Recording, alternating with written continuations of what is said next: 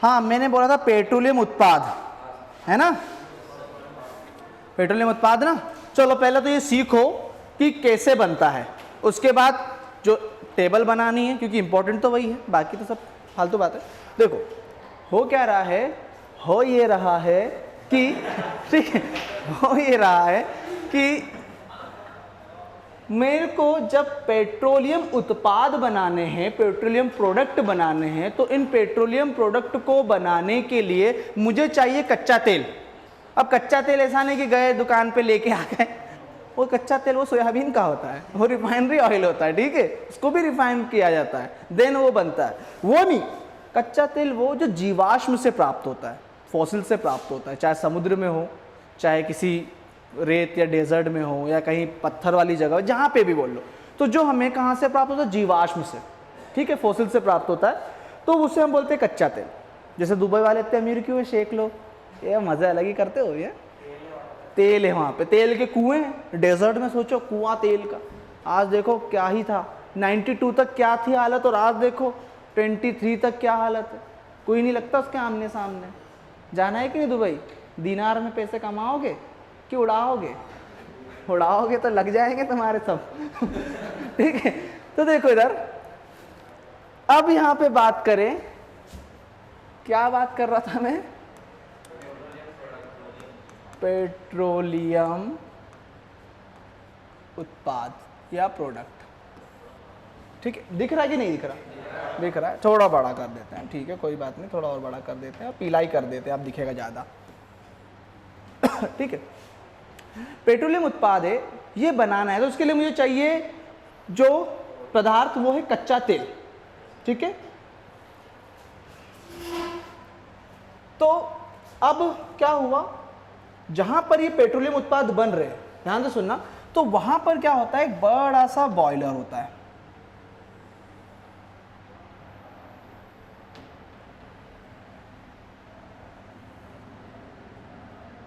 ठीक है, ये बड़ा सा बॉयलर है। इस बॉयलर को कुछ इस तरीके से, ये मैं अपने तरीके से समझा रहा था कि आप समझ जाओ, उसमें तो बहुत अलग अलग चीजें होती है, प्रेशर होता है, बहुत सारी चीजें होती है, पर एक अपने तरीके से कि इस तरीके से चीजें होती है, ठीक है।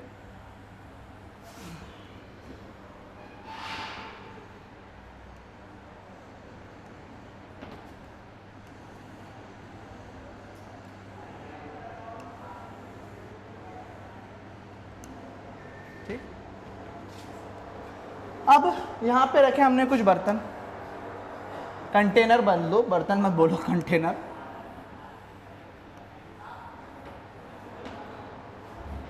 ठीक है, मतलब यहां से जो भी आएगा वो इनमें गिरेगा, ठीक है। अब यहाँ पे मैंने बोल दिया कि यहाँ पे भैया भरा हुआ है ऑयल, ठीक है, ऑयल भरा हुआ है, ये सही ऑयल पीले रंग का बना देते हैं, हरे रंग का, ठीक है, ये ऑयल भरा हुआ है यहाँ पे, तो अब ये ऑयल भरा हुआ है यहाँ पे, ठीक है। कौन सा ऑयल है ये,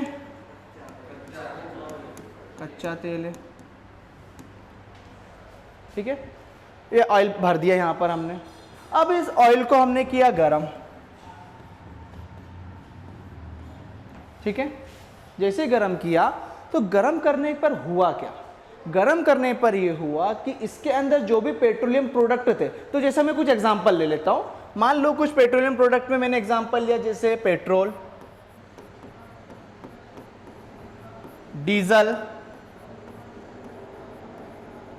केरोसिन, ये सब आपने देखे हैं इसलिए इन्हीं को ले रहा हूं, ठीक है, देखे ना आप लोगों ने, केरोसिन भी देखा नीले रंग का, डीजल देखा है आपने, हल्का से हरे रंग का होता है, और पेट्रोल डार्क ऑरेंज रंग या लाइट ऑरेंज रंग का होता है, दोनों में दिख जाता है, वो तो सरकारी और प्राइवेट में जाओगे तो अलग अलग फर्क पड़ ही जाता है, ठीक है, हाँ वो है।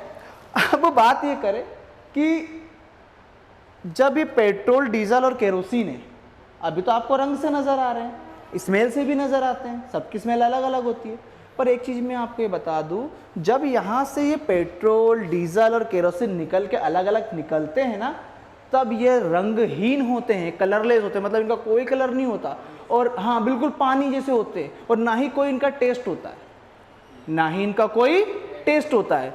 ये आपको ना तो इसमें कोई कलर दिखेगा लाल पीला हरा नीला, ना ऐसा कोई टेस्ट आएगा, और ना ही कोई स्वाद भी नहीं आता, कुछ भी नहीं होता, बिल्कुल पानी जैसे होते हैं। तो फिर हम इसकी ऐसा क्यों बनाते हैं?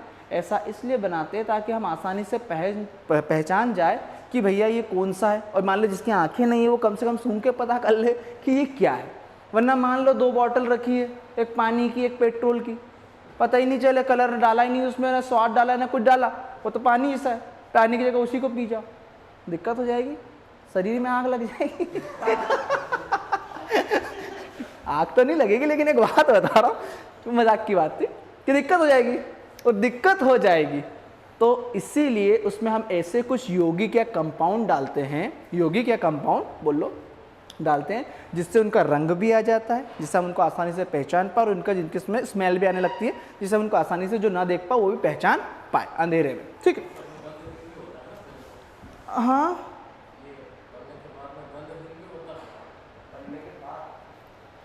कल्याण क्या बोल रहे हैं ये लोग? नहीं, गंध भी नहीं आती ना, बोल रहे ना कि स्मेल लेस होता है और कलर लेस दोनों होता है ना। गंध आती है ना कुछ होती है, उसमें अलग से कुछ कंपाउंड डालने पड़ते हैं जिसके कारण उसकी गंध भी आने लगती है और उसके कारण उसमें कलर भी दिखने लगता है। अब बात करें,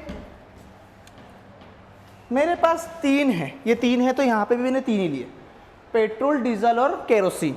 मैंने क्या लिया, छोटी छोटी कटोरियाँ ली, उस छोटी छोटी कटोरी को मैंने, अच्छा भयंकर तेज धूप पड़ रही है, और हर एक कटोरी में मैंने पेट्रोल डाला, एक में मैंने डीजल डाला, एक में मैंने केरोसिन डाला। मान लीजिए कि मैंने क्या किया, यहाँ पर ये 3 कटोरियाँ हैं मेरे पास, इन 3 कटोरी में मैंने एक में डाल दिया है पेट्रोल, एक में डाल दिया है डीजल और एक में डाल दिया है केरोसिन।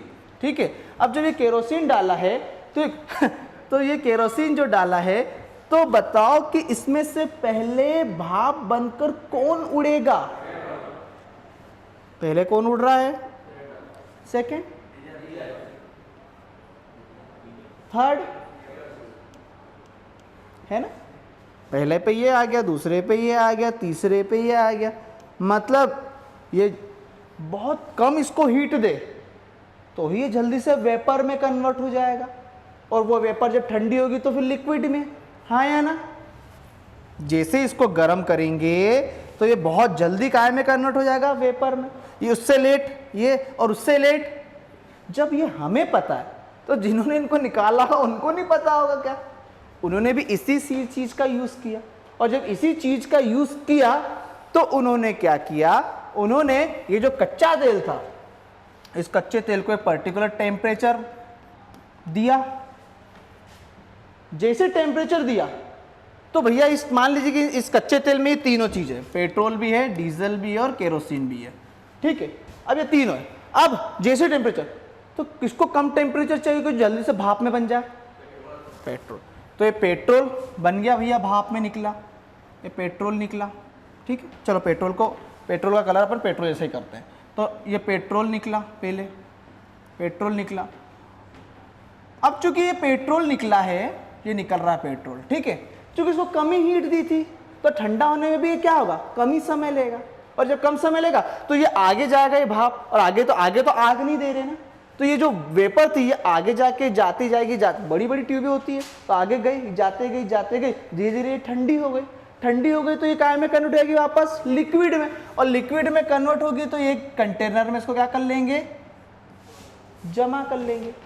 और जब तक ये पूरा पेट्रोल नहीं निकलेगा, क्योंकि पहले तो यही हुआ कि जब तक डीजल निकल पाएगा क्या, नहीं। देन सेकेंड डीजल आया, डीजल, पेट्रोल निकला, डीजल निकला, इसके बाद ये निकला भैया डीजल।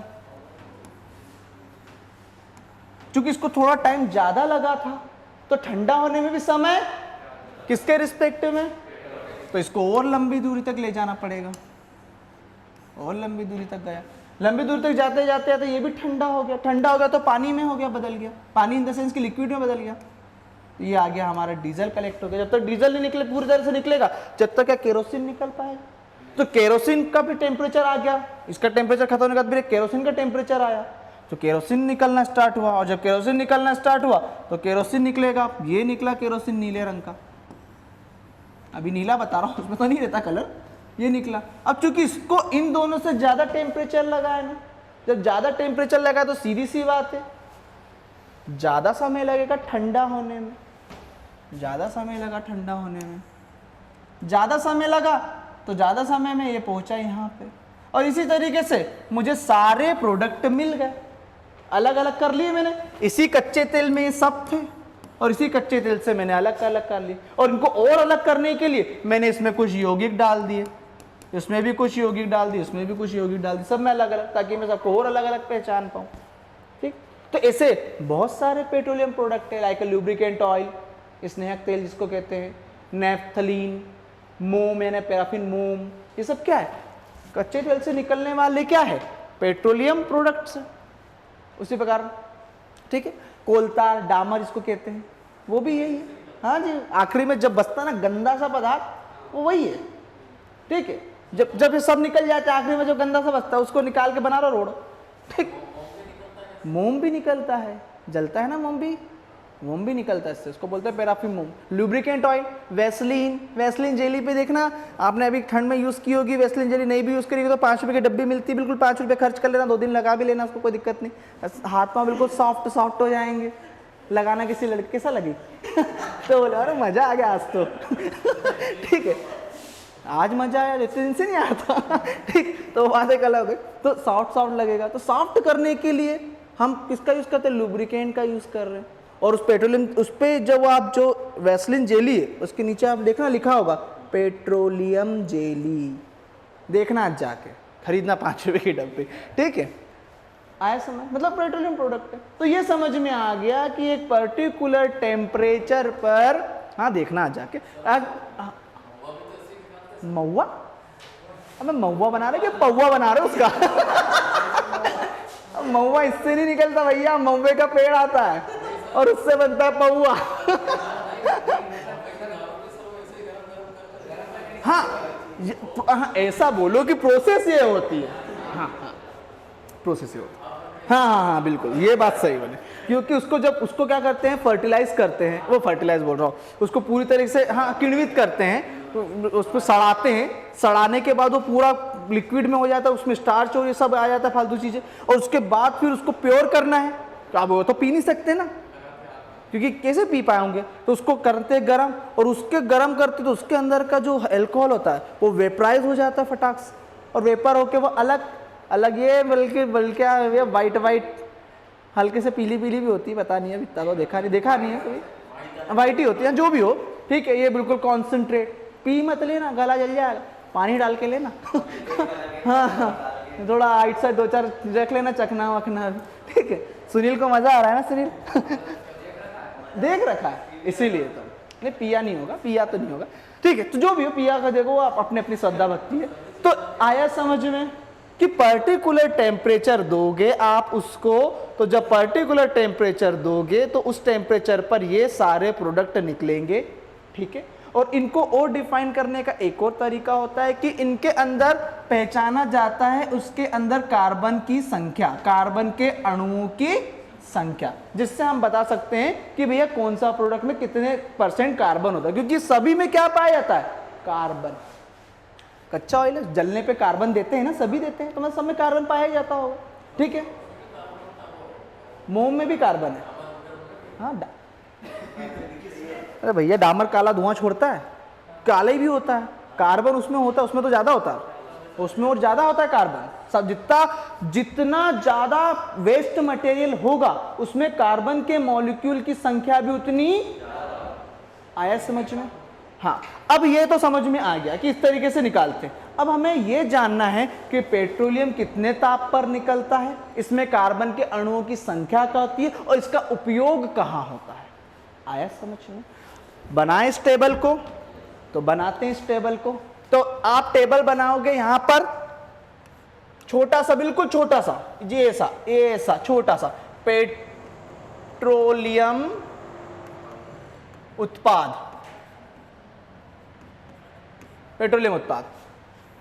ठीक है, यहां पर ताप के लिए ज्यादा नहीं, थोड़ा सा, ये यहां पर भी थोड़ा सा, अणु की कार्बन के अणु ऐसा लिखना, और यहां पर उपयोग कौन सा कर रहे हो, कैसा कर रहे हो, कहां कर रहे हो।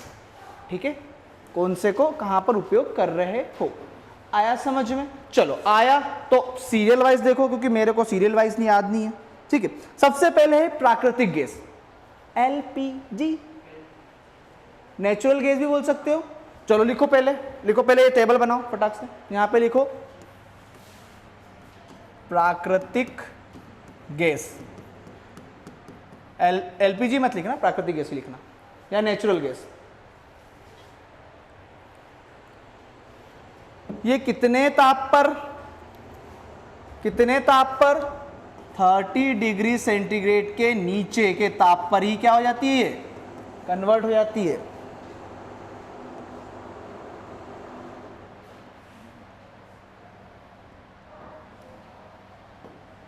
ठीक, नीचे के ताप पर ही हो जाती है।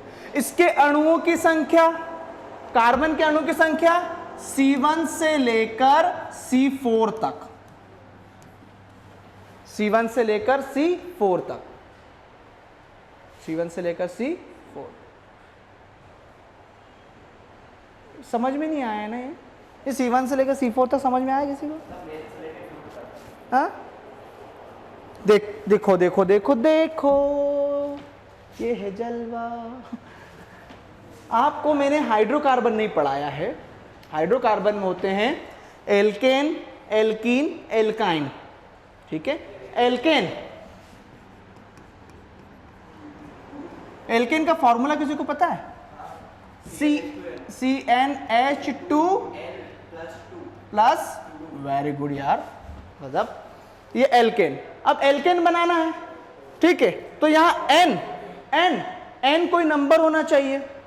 तो ethane, propane, ethane, butane, propane, अरे क्या बोल दिया, इथेन, मेथेन, प्रोपेन, ब्यूटेन। हाँ हाँ यार सही है, मेथेन, एथेन, हाँ वही पहले के लिए मैथ, दूसरे के लिए एथ या एथेन जो भी है, तीसरे के लिए प्रो। हाँ ऐसा आप बस 4 ही बहुत है, 4 ही तक बताना मेरे को। ब्यूट, हाँ पेंट है तो अलग छोड़ो। देखो इधर देखो, कार्बन के अणुओं के अकॉर्डिंग बात कर रहे हैं। अब प्रोपेन एक क्या है? पेट्रोल है, पेट्रोलियम गैस के अंदर आता है वो, ठीक है। हाँ तो पेट्रोल है। हाँ एलपीजी में क्या होती है? ब्यूटेन होती है ना, एलपीजी में ब्यूटेन भी होती है और प्रोपेन भी होती है। तो प्रोपेन ले लेते हैं अपन, क्योंकि यहाँ पे कार्बन के अणु की संख्या C1 से लेकर कहां तक की है? C4 तक की, मतलब C3 भी इसमें आएगा। अब ये देखो, लिया, लगाओ इस फार्मूले में n रखो 3, C3, H2 इंटू 3 प्लस 2, बता दो सीधा क्या होगा? H, ये हो गया किसका फार्मूला? कार्बन के मॉलिक्यूल की संख्या कितनी? हाँ आ गई ना इसके अंदर बेटा, बात ही खत्म। इस तरीके से, अब कोई दिक्कत? अच्छा, तो ये हो गया हमारे पास। नेचुरल गैस का उपयोग काय में करते हैं? अरे काय में करते हैं? अरे बोल दो भाई, डरो मत। अरे रसोई गैस में लिखो। ऐसा डर के बोल रहे थे कि मैं आग ही लगा दूंगा तुमको। लिखो रसोई गैस में। कहां पे करते हैं? रसोई गैस में। कहां करते हैं? रसोई गैस में। नेक्स्ट है पेट्रोल या गैसोलीन। अब मैं नहीं लिख रहा, आप लिखो पेट्रोल या गैसोलीन। पेट्रोल या गैसोलीन, इसका ताप लिख देता हूं मैं, 20 डिग्री सेंटीग्रेड से लेकर 100 डिग्री सेंटीग्रेड के बीच। कहां से कहां तक? 20 से 100, 20 से 100 लिखा। कार्बन की संख्या C5 से C10, C5 से लेकर C10 तक, C5 से लेकर C10 तक। पेट्रोल का यूज कहां में करते हैं भैया? ईंधन के रूप में। लिखो, एक ही चीज लिखो बस, ईंधन के रूप में। गैसोलीन का भी उपयोग ईंधन के रूप में ही करते हैं, लिखो। देन है नेप्था।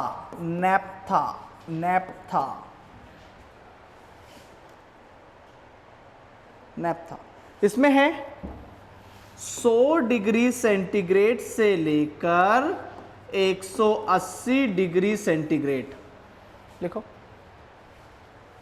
100 से 180 डिग्री सेंटीग्रेड। और C7 से लेकर है C12, लिखो यहां पे C7 से लेकर है C12 तक।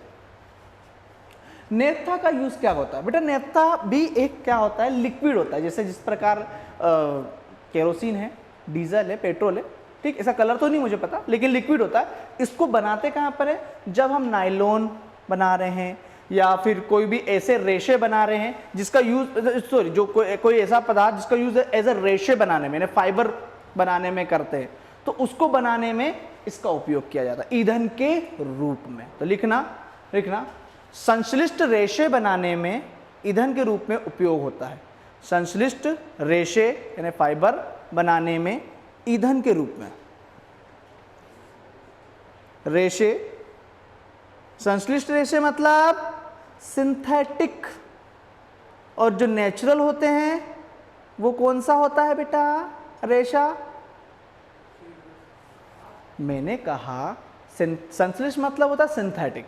सिंथेटिक रेशे मतलब, सिंथेटिक मतलब जो मनुष्य द्वारा बनाए गए, जैसे नायलॉन हो गया, उसी प्रकार वो दूसरे हो गए प्लास्टिक के कुछ अलग अलग रेशे, ठीक है।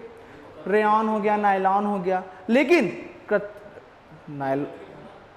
हाँ ये कृत्रिम बोला मैंने। और यदि मैं आपसे पूछूं कि प्राकृतिक रेशा कौन सा है तो क्या बोलोगे? कपास भी एक रेशा ही है। रेशम, हाँ या ना? कौन बनाता है रेशम? वो जो एक इल्ली आती है, क्या बोलते उसको? रेशम का कीड़ा ही बोलते उसको, रेशम का कीड़ा बोलते। तो वो प्राकृतिक तरीके से बनता है। ये संश्लेषित मतलब सिंथेटिक तरीके से बना है। तो ईंधन के रूप में इसका यूज करते हैं नैफ्था। आया समझ में ये चीज? ठीक। अरे हाँ हाँ। अब बात करें केरोसिन ऑयल। हाँ जी, केरोसिन ऑयल देखो, केरोसिन ऑयल, मिट्टी का तेल भी बोलते हैं इसको। इसमें लिखना 175 डिग्री सेंटीग्रेड से लेकर 175, क्या हो गया? लिखो 175 से लेकर 250, 175 से लेकर 250। कार्बन की संख्या 10 से 15, C10 से लेकर C15 तक। इसका यूज बताओ। स्टोव या लैंप में ईंधन के रूप में, लिखो स्टोव व लैंप में ईंधन के रूप में।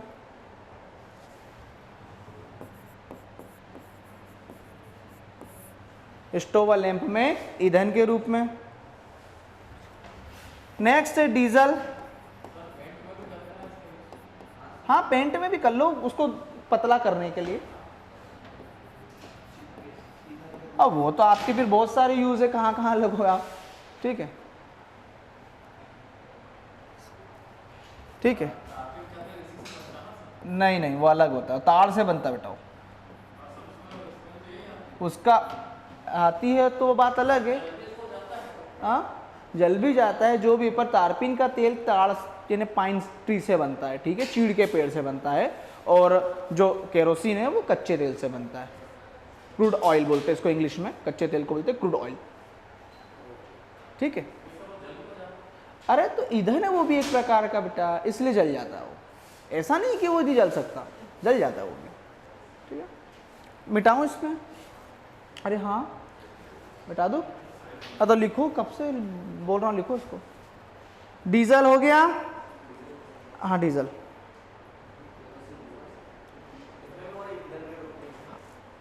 डीजल में भी वही है, इंजन में ईंधन।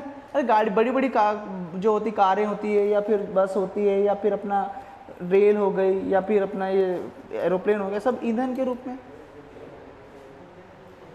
ट्रेन में भी आजकल इलेक्ट्रिक वाली आ गई है, पहले ईंधन ही चलता था, उससे पहले कोयला चलता था। जो धुआं मारती ना, जो तेज धुआं मारती है वो डीजल वाली, और जो धीरे धुआं मारती है, हाँ, वो कोयले वाली थी, दाल, ठीक। चल ठीक है।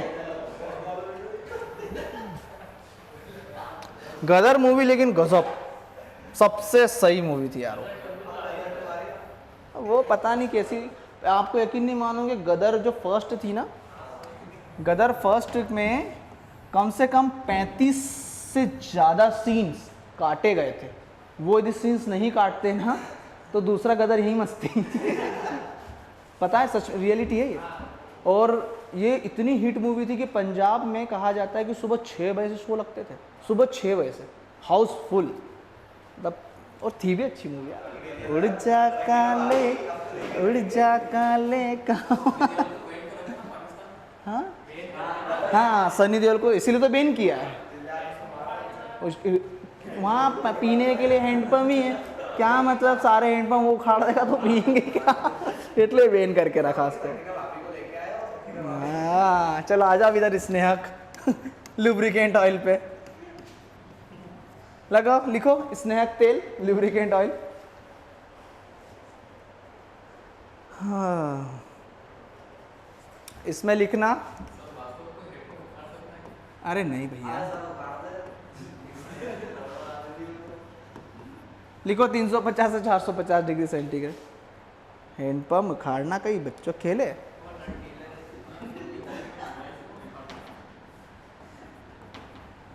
अरे वो सब फालतू बातें हैं यार, पिक्चर है, पिक्चर को पिक्चर जैसे लेना चाहिए। हैंडपम्प उखाड़ने में उसके हाथ पांव सब नीचे बैठ आएंगे। अरे उसका 50 किलो का भले ही, हैंडपम्प नहीं उखाड़ सकता, हैंडपम्प नीचे से पूरा बहुत अंदर तक जाया हुआ है तो उखड़ेगा तो नहीं, टूट जाएगा वो। नहीं उखड़ता, पहले कितना ही भी ताकत लगा लो नहीं। वो इतने पतले पतले वाले, हाँ वही होगा, वही। अरे लिख लो, स्नेहक का ताप कितना है लुब्रिकेंट ऑयल का? 300। कार्बन के अणुओं की संख्या, इसका यूज कहाँ होता है लिखना दवा बनाने में व लुब्रिकेंट ऑयल बनाने में, दवा बनाने में व लुब्रिकेंट ऑयल बनाने में। हाँ इसी को लुब्रिकेंट ऑयल बोलते हैं, स्नेहक तेल लुब्रिकेंट ऑयल। क्योंकि ये स्किन को मॉइस्चर करता है, पहली चीज स्किन के लिए भी होता है। नहीं देखो दो चीजें, सुनो। क्या होता है कि पेट्रोलियम जेली भी होती है, लुब्रिकेंट ऑयल भी होते हैं। लुब्रिकेंट ऑयल जो होते हैं, कुछ लुब्रिकेंट ऑयल और कुछ पेट्रोलियम जेली, जैसे पेट्रोलियम जेली की बात करो तो इसका यूज़ तो दवा के रूप में होता है। दवा इन द सेंस कि हमारे शरीर में कुछ इजी तरीके से चली जाए, या फिर हमारी स्किन के लिए सॉफ्टनेस के लिए वो भी होती है, तो वे कुछ लुब्रिकेंट ऑयल होते हैं, ठीक है। और सॉरी हाँ, वो कुछ होते हैं पेट्रोलियम जेली, जो जिसको मैं वैसलीन चिल्ला रहा था ना, वो पेट्रोलियम जेली है, जो हमारी स्किन के लिए मॉइस्चर का काम करती है। और वो मॉइस्चर हमारे शरीर की रक्षा करे, मतलब वहाँ पे एक प्रकार से क्या हो गया, दवाई का काम किया उसने, तो वो दवा के लिए बोल दिया। स्नेहक तेल की बात करूँ तो ये जो लुब्रिकेंट ऑयल होते हैं ना, इनको हम कुछ जगह पर डालते हैं जहाँ पर मतलब मान लीजिए कोई मशीन के पुर्जे हैं, आपस में क्या हो रहे, रगड़ खा रहे, तो वहाँ पे ये लुब्रिकेंट ऑयल डाल दो तो उनके बीच में रगड़ खाना क्या हो जाएगा, कम हो जाएगा, इजीली होगा। हम पढ़ रहे हैं, देखो हम पढ़ रहे हैं यहाँ पर विलयन सॉल्यूशन जो किससे मिलके बना है, विलेय और विलायक से। विलेय और विलायक क्या होते हैं इस विलयन के अंदर? तो यदि हम बात करें चाशनी की, तो चाशनी बनी है शक्कर और पानी से। जो ज़्यादा मात्रा में होता है उसे हम बोलते हैं, और जो कम मात्रा में होता है उसे बोलते हैं। आया समझ में ये चीज़? हाँ या ना? तो ये चीज़ तो हमें समझ में आ गई कि भाई जो ज़्यादा मात्रा में उसको विलायक बोलते हैं, और जो कम मात्रा में उसको, और इन दोनों के मिश्रण को, ठीक, यहाँ तक किसी कोई दिक्कत नहीं। अब जब दिक्कत नहीं है तो परिभाषा में क्या अरे परिभाषा तो आप इतना मत याद सोचो, परिभाषा में आप ये सोचो कि जब किसी पदार्थ को निश्चित अनुपात में सामांग मिश्रण बनाया जाता है, ठीक है, या आप ये भी मत बोलो, जब कोई विलयन, एग्जाम में एक क्वेश्चन आया है, विलयन क्या है? विलयन एक है सामांग मिश्रण। क्या है यह? सामांग मिश्रण। सामांग मिश्रण मतलब एक निश्चित अनुपात में मिलाना। क्या होता है? एक निश्चित अनुपात में मिलाना। तो निश्चित अनुपात में मिलाया जाता है तो भी उसको हम क्या कहते हैं? विलयन कहते हैं। देखो विलयन तो सब बहुत सारे होते हैं। देखो विलयन और मिश्रण में थोड़ा अंतर यही है कि जो मिश्रण होता है ना वो दोनों अनुपात में हो सकता है, निश्चित भी हो सकता है और अनिश्चित भी हो सकता है। मैंने क्या किया, ऐसे रेत उठा ली, कई इसमें कोई निश्चित अनुपात में है क्या? लेकिन यदि मुझे शरबत बनाना है, शरबत भी एक मिश्रण ही है, पर शरबत में मेरे को पता है कि भाई इसमें शक्कर कितनी होनी चाहिए, खट्टापन कितना होना चाहिए, तभी तो वो शरबत बनेगा। तो मैं क्या करूँगा, एक निश्चित अनुपात में मिलाऊंगा हर चीज़ को, तो वो जो बनेगा मिश्रण वो सामांग बनेगा। और यदि मैं पानी है उठा के मिट्टी डाल दी, मटमेला ही करना है अपने को, तो वो क्या होगा, विषमांग, कोई निश्चित अनुपात में मिला रहा हूँ क्या? तो विलयन एक क्या है, सामांग मिश्रण, एक निश्चित अनुपात में मिलाया जाता है उसको। क्या में मिलाता है, एक निश्चित अनुपात में। इसलिए तो हमने विलेय को कम रखा है और विलायक को ज्यादा रखा, क्योंकि एक निश्चित अनुपात चल रहा है भैया यहाँ पे, ठीक है। तो विलयन एक सामांग मिश्रण है जो कि विलेय या विलायक से मिलकर बना होता है। विलेय पदार्थ इसमें कम मात्रा में होते हैं और जो विलायक पदार्थ होते हैं वो इसमें ज्यादा मात्रा में होते हैं। ये तो हो गई विलयन की डेफिनेशन। विलयन के जो कण होते हैं, पार्टिकल, कण, अरे भैया यार ये क्या है, कण जो होते हैं इनका एक पर्टिकुलर साइज होता है और उसी साइज को आप क्या बोलोगे, विलयन। तो विलयन के जो कण होते हैं इनके कणों की संख्या होती है 10⁻⁻7 सेंटी, जिन्हें हम खुली आंखों से नहीं देख सकते, जिन्हें हम खुली आंखों से नहीं देख सकते। किससे देखना पड़ेगा, सूक्ष्मदर्शी से, माइक्रोस्कोप से।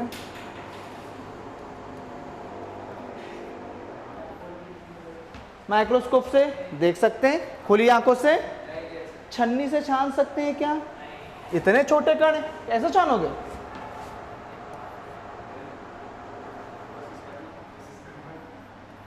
करना आज घर जाके, छन्नी से है नहीं छान सकते। हाँ या ना?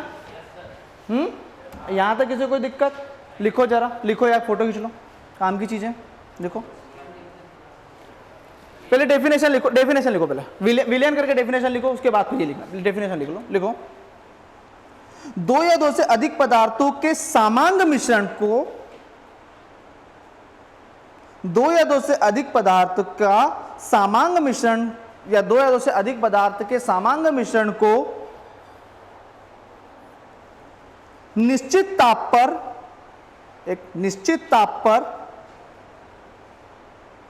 ताप पर विलेय व विलायक की आपेक्षिक मात्रा, विलेय या विलायक की आपेक्षिक मात्रा में मिलाएं, आपेक्षिक मात्रा में विलेय या विलायक की आपेक्षिक मात्रा में मिलाएं,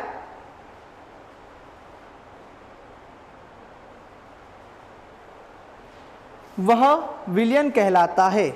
एक बार डबल से सुनो, दो या दो से अधिक पदार्थों का सामांग मिश्रण जिसे एक निश्चित ताप पर विलेय व विलायक की आपेक्षिक मात्रा में मिलाएं तो वह विलयन कहलाता है। विलयन, नेक्स्ट पॉइंट लिखना, विलयन स्थायी व पारदर्शक होता है। विलयन स्थायी व पारदर्शक होता है।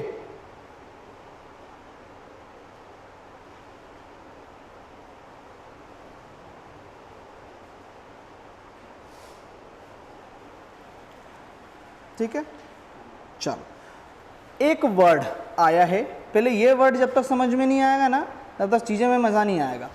मिटाऊं इसको मैं? हाँ, अरे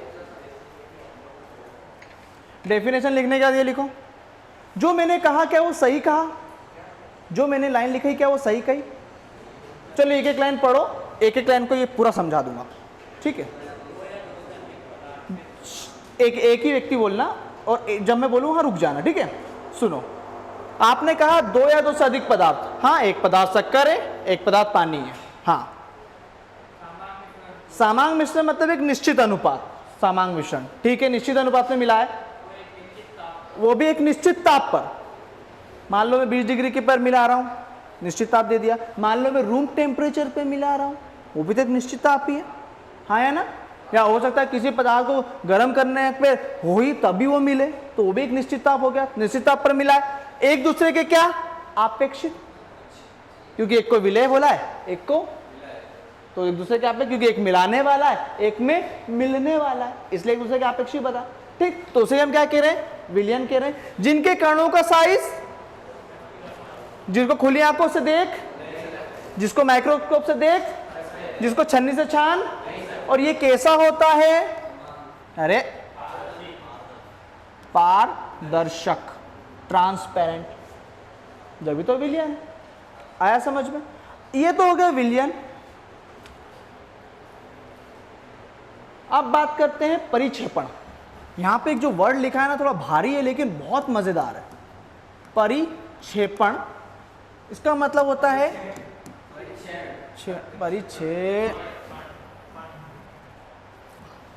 परिक्षेपण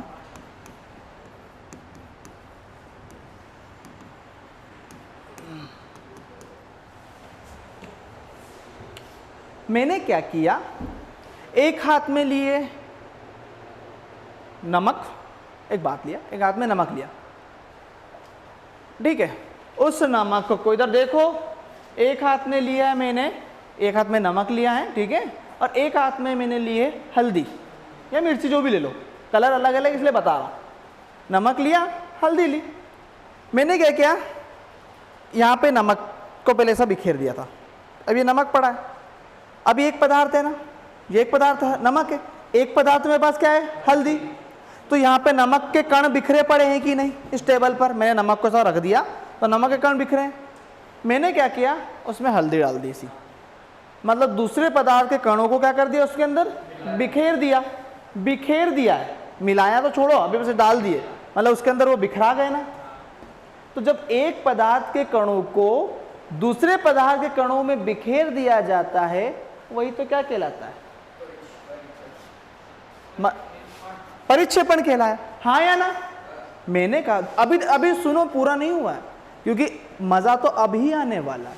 इसको मैं 3-4 तरीके से बोलूंगा। मैंने कहा एक पदार्थ के कणों को, नमक है एक तरफ हल्दी है, एक पदार्थ के कण में दूसरे पदार्थ के कणों को बिखेरना परिक्षेपण कहलाता है। तो मैं इसको ये नहीं कह सकता क्या कि मैंने क्या किया, नमक में हल्दी को परिक्षेपित कर दिया, कह सकता हूं कि नहीं, हाँ या ना। हल्दी में नमक में हल्दी को परिक्षेपित कर दिया, क्या। अब नमक भी ठोस, हल्दी भी, तो मैं ये भी कह सकता हूं ना, ठोस के कणों में ठोस के कणों को परिक्षेपित कर दिया, हाँ या ना, पक्का। तो ये हो गई परिक्षेपण की डेफिनेशन। लिखो पहले, अब मजा आएगा इसके एग्जाम्पल करने में, ये ऐसा ही थोड़ी नहीं है। लिखो, जब किसी एक पदार्थ के कण में, जब किसी एक पदार्थ के कण में, जब किसी एक पदार्थ के कण में दूसरे पदार्थ के कणों को बिखेर दिया जाता है, दूसरे पदार्थ के कणों को बिखेर दिया जाता है, दूसरे पदार्थ के कणों को बिखेर दिया जाता है, तो परिक्षेपण कहलाता है।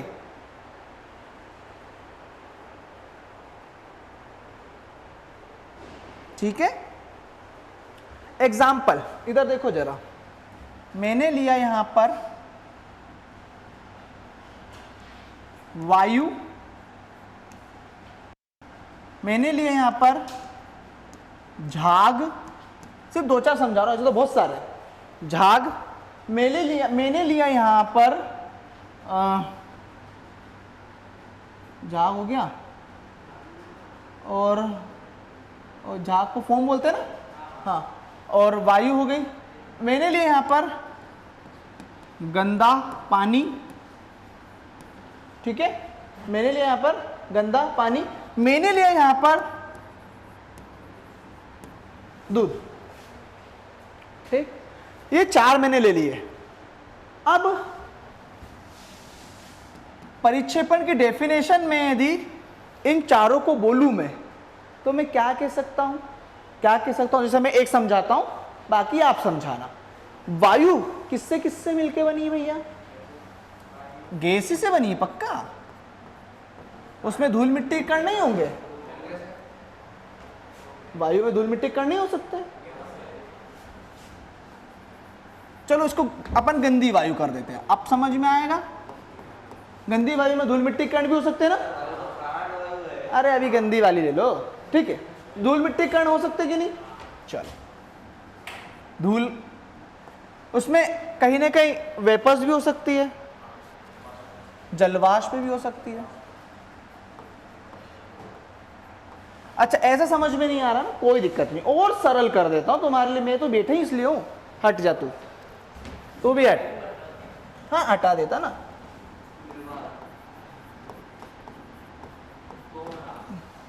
हाँ, ये परफेक्ट बैठ रहा है, क्योंकि कोहरे में गैसें भी होती हैं, धूल मिट्टी के कण भी होते हैं और जलवाष्प। अब सही बैठा ना?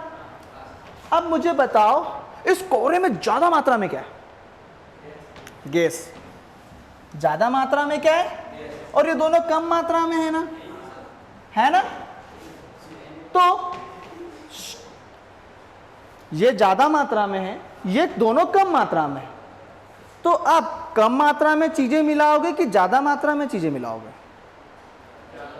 ज्यादा में चीजें मिलाओगे ना। अब ऐसा तो नहीं है कि आपके पास इतना बड़ा पानी का बर्तन है, ठीक है, और इतना बड़ा, इतनी सी शक्कर है, तो ये उठा के उसमें शक्कर में डालोगे क्या? कम को ज्यादा में डालोगे ना, हाँ या ना? कम को ज्यादा में डालोगे। तो एक पदार्थ तो ये हो गया, दूसरा पदार्थ ये हो गए, हाँ या ना? तो मैं इसको क्या बोल सकता हूं परिक्षेपण में? इसमें गैस के कणों में धूल व जलवाष्प के कणों का परिक्षेपण क्या कहलाता है? कोहरा। मैं ये कह नहीं सकता कि गैस के कणों में, एक पदार्थ हो गया, गैस के कणों में धूल व जलवाष्प के कणों का परिक्षेपण क्या कहलाता है? कोहरा। इसी को और थोड़ा बोलूं तो गैस, ये सॉलिड है, ये लिक्विड है।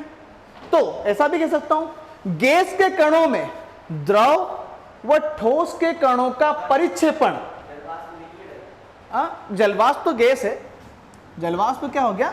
गैस है, ठीक है, उसको गैस बोल दो। एक मैंने अभी लिक्विड में बता दिया था, ठीक है। तो यही बोल सकता हूं मैं कि गैस के कणों में सॉलिड व गैस के पार्टिकल्स का परिक्षेपण क्या कहलाएगा?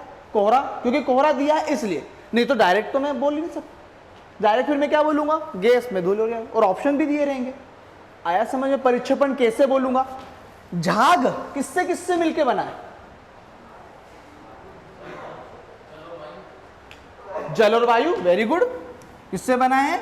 जल और वायु से। साबुन के कण उसमें जल में घुल जाते हैं, और जल में जो पूरी तरह से घुले हुए हैं, इसलिए वो जल ही है, ठीक है। और वायु, क्योंकि जब झाग बन रहा है, तो झाग किससे बन रहा है? मैं झाग में होता क्या? एक बबल में ऊपर पूरी लेयर पानी की है, अंदर क्या है?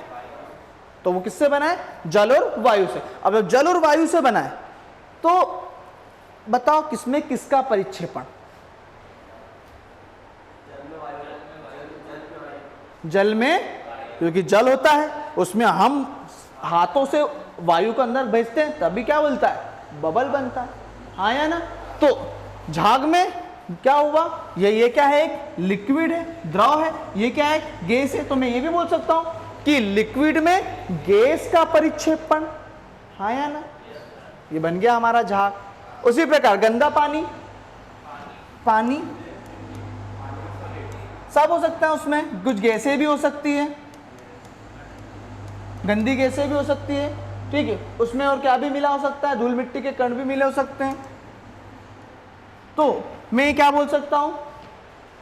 पानी ज्यादा मात्रा में है ना, तो मैं क्या बोल सकता हूं? द्रव में गैस व सॉलिड के पार्टिकल, या फिर पानी में गैस व धूल मिट्टी के पार्टिकल्स का परिक्षेपण। सिंपल से। दूध दूध जिस प्रोटीन से बना है कैसीन, वो भी लिक्विड में है, द्रव फॉर्म में है, और इसके अंदर पानी है, वो भी किस रूप में ही है? तो द्रव में। अरे जब दूध निकलेगा गाय का तो उसमें गाय की बॉडी का कुछ मात्रा में पानी तो होगा ना बेटा, क्योंकि जब आप उस दूध को गर्म करोगे, जैसे मान लीजिए कि आपने भैंस का दूध निकाला, उसको तपाया, पहले इतना था, थोड़ा तो कम हुआ, मतलब उसके अंदर से कुछ तो निकला ना। बस करो भाई, आज ही करोगे क्या? ठीक, तो ये समझ में आया? हाँ या ना? तो एक लिख लो, जैसे ये लिखो कोहरा, कोहरा कोहरा करके लिखना, डैश करके, ताकि आपको समझ में आए।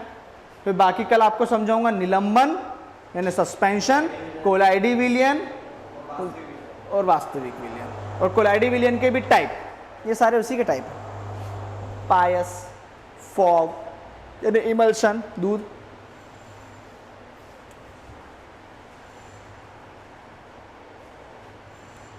लिखा कोहरा, इसमें लिखना एक लाइन लिखना, गैस के कणों में धूल व जलवाष्प के कणों का परिक्षेपण। गैस के कणों में धूल व जलवाष्प के कणों का परिक्षेपण। हो गया कोहरा? इतना तो इजी था, कोई कठिन था क्या?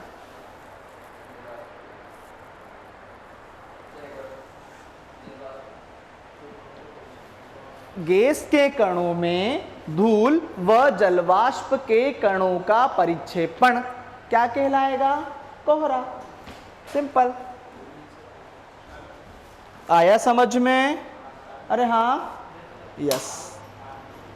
चलो, तो ये है चीजें, कल पढ़ेंगे निलंबन, क्योंकि ये अब मेन तो मजा कल ही आने वाला है, क्योंकि उसमें हम निलंबन सस्पेंशन क्या होता है, उसके कणों का साइज क्या होता है, कौन से को हम निलंबन कहेंगे, किसको हम कोलाइडी विलियन कहेंगे, किसको ट्रू सॉल्यूशन कहेंगे, ये अलग अलग है। उसमें भी कोलाइडी के भी टाइप होते हैं, जेल, सॉल, फिर उसी के बाद फॉग, फोम, पायस, इमल्सन, ये 5 टाइप है उसके भी। किसमें किसको रखना है पता होना चाहिए। ठीक, चलो देखते हैं।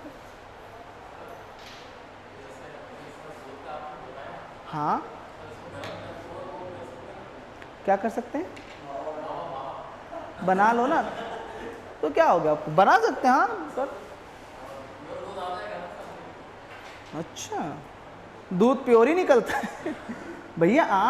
आप सुनो मेरी बात, ऐसा नहीं है, ऐसे तो पानी है, मैं उसको खूब गर्म कर रहा हूँ, खूब गर्म कर रहा हूँ, गैस ही बना दिया मैंने, तो मैंने खूब ठंडा कर रहा हूँ, खूब ठंडा, बर्फ ही बना दिया। अब बोलो जय माता दी गलत बोला क्या मैंने? आपने खूब गर्म किया, मावा बना दिया, मैंने खूब गर्म किया, पानी को गैस बना दिया